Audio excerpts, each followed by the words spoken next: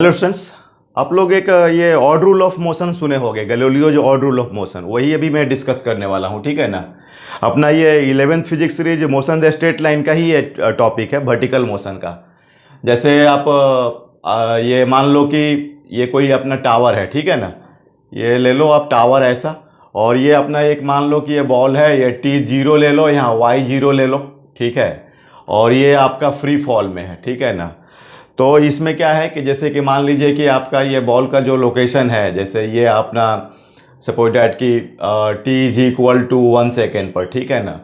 फिर ये T=2 second पर ऐसा, और ये सपोज डैट कि ये आपका यहाँ पर कोई ले लो आप T=3 सेकेंड। मतलब ये sufficient height of the tower है, राइट।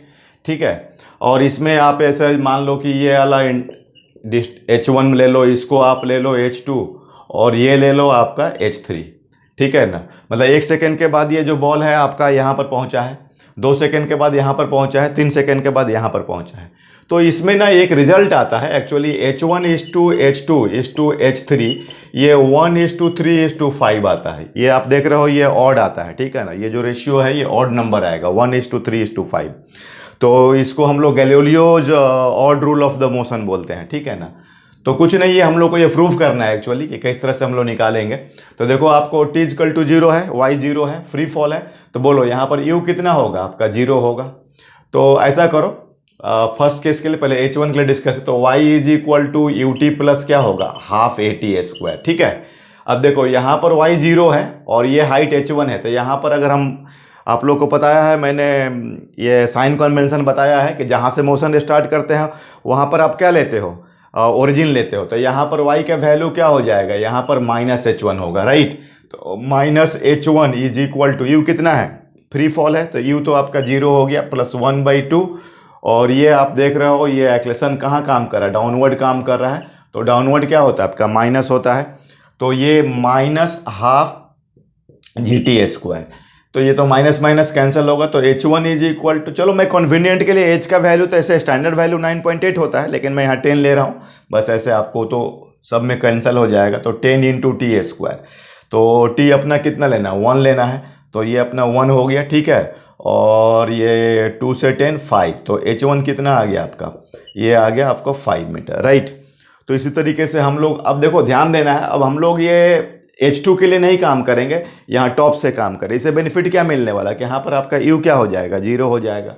तो इसमें आप H1 + H2 ले लो, ठीक है। H1 + H2, तो वो देखते हैं उसको हम लोग। जैसे आप इसमें ये ले लो H1 + H2 = हाफ इंटू 10, और यहाँ से यहाँ तक कितना टाइम लग गया, 2 लग गया, तो 2² तो ये 5, तो ये हो गया आपका 20 मीटर। उसी तरीके से आप H1 + H2 + H3 = half into 10 into, यहाँ से टाइम कितना लग रहा है आपका 3, तो 3² तो ये आपका 5 हुआ, तो ये 45 मीटर, राइट। अब इसमें आप H1 आपका कितना आया था, 5 मीटर आया था, और H1 + H2 कितना रहा है, 20 मीटर, राइट। तो इसमें देख लो आप, H1 हो गया तुम्हारा कितना, बोलो 5 मीटर हो गया, एंड H1 + H2 हो गया तुम्हारा 20 मीटर। तो 5 + H2 = 20 मीटर। तो H2 = 20 से 5 सब्ट्रैक्ट करोगे तो 15 मीटर। तो ये आपका H2 आ गया, ये H1 आ गया। और थर्ड जो इक्वेशन है, H1 + H2 + H3 = आपका कितना है, 45 मीटर, राइट। और ये आपका 20 + H3 = 45, तो H3 = 45 - 20, तो ये आपका कितना हो गया, 25 मीटर हो गया। Getting now. तो देखो आप, ये तीनों वैल्यू निकल गया। मतलब मैंने इसमें एक ट्रिकी कैलकुलेशन किया, मतलब जो भी मैं डिस्टेंस एनालाइज कर रहा हूँ टॉप से कर रहा हूँ, इसलिए क्योंकि वहाँ पर U क्या आपका 0। तो H1:H2:H3 आपका 5:15 आपका 25, तो 1:3:5, तो ये तो आ गया ऑर्डर आपका, ठीक है। अगर मान लो आपका H1 H2 H3 H4, तो 1:3:5:7 इस तरीके से हो जाएगा, ठीक है ना। मतलब इसमें आपका 5 मीटर, आप 15 मीटर, 25 मीटर एंड 35 मीटर, इस तरह के कवरेज मिलेंगे। तो आई होप आपको ये अंडरस्टैंडिंग हो रही है कि मतलब आपको दो दो टाइम T0 और 1 के बीच में H1, 1 और 2 के बीच में H2 और आपका 2 और 3 के बीच में H3। तो ये इस तरीके से आपका ये odd rule of the motion हो गया। और भी हम इस पर प्रॉब्लम जनरेट कर सकते हैं, आप लोग भी सोचो। आप लोग, मैं ऑलवेज बोलता हूँ कि जब भी आप फिजिक्स में या कोई भी सब्जेक्ट में आप थ्योरी जनरेट करते हो तो आपको स्टैंडर्ड प्रॉब्लम भी जनरेट करने का थोड़ा क्रिएटिव अप्रोच डेवलप करना होगा, थिंकिंग जो जिससे आपका ग्रो करे, ठीक है ना। कि जिस तरह के हम लोग एग्जाम के लिए स्टडी टीचिंग कर रहे हैं वो उसमें आपका बहुत काफ़ी बेनिफिशियल होता है। मतलब 100% हम लोग जो पढ़ाई कर रहे हैं उसमें जो creativeness is a very important thing, right.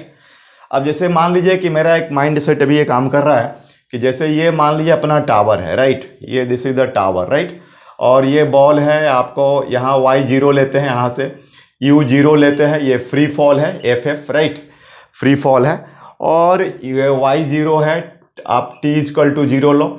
आप ऐसा लोकेशन मान के चलो, अब मैं ऐसा बोल रहा हूँ कि जैसे मान लो ये h है, ये भी h है, equal interval of the height coverage हो रहा है, t=0 पर, यहाँ पर t=t1 पर, यहाँ ये इंस्टेंट का नाम है t2 और ये इंस्टेंट का नाम है t3। 0 पर बॉल कहाँ था, टॉप पे था। t1 टाइम के बाद इसने जो h पहला फर्स्ट h कवर किया उसमें कितना टाइम लगा, t1, नेक्स्ट h को t2, मतलब ये आपको अगर बोले तो 2h को कवर करने में कितना लग गया, t1 + t2। ये जो पूरा यहाँ से टॉप से देखोगे तो वही कॉन्सेप्ट लगाओगे, और आपको 3h कवर करने में कितना लग गया आपका, यहाँ देखिए यहाँ तक आपका t1 लगा है, ठीक है। ये जो है आपको ये वाला इंटरवल जो कवर करने में ये t1 लगा है। मतलब आप इसको सोचो ऐसे कि इसमें कितना टाइम लग रहा है, t1, ये वाला में लग रहा है t2 और ये वाला में आपका लग रहा है t3। क्योंकि आपको पता है कि जैसे जैसे इक्वल टाइम नहीं लगेगा, क्योंकि यहाँ पर स्पीड, इनिशियल स्पीड 0 है, यहाँ पर इनिशियल स्पीड कुछ और आएगा। इस तरीके से सोचो कि ये पहला कवर करने में t1 t2, तो ऐसा आपका क्वेश्चन बन सकता है ना जी, t1 t2 t3 निकालने के लिए। जैसे उसमें अपन को h1 h2 h3 तो इक्वल टाइम इंटरवल लिया था, यहाँ पर उल्टा कर रहा हूँ, तो यहाँ पर इक्वेशन क्या बनेगा, तो h=12 g t1² और 2h =12 g t1 + t2 का whole square and 3h =12 g आपका t1 + t2 + t3 का होल स्क्वायर। तो देखो आप इसको सॉल्व करेंगे अगर आप, तो इसमें क्या बोलते हैं, t1² जो होगा, t1 जो होगा डायरेक्टली प्रोपोर्शनल टू √h होगा, t2 जो डायरेक्टली t1 + t2 जो होगा डायरेक्टली प्रोपोर्शनल टू √2h होगा, एंड t1 + t2 + t3 जो होगा डायरेक्टली प्रोपोर्शनल टू √3h होगा, ठीक है। और इससे भी हम लोग यूज करके, ये रिजल्ट्स को यूज करके मतलब इसमें t1 t2 सब निकाल सकते हैं, कैलकुलेशन कर सकते हैं। बस थोड़ा सा मैं से ओरिएंटेशन बताना था आपको, ठीक है। तो ओके, थैंक यू।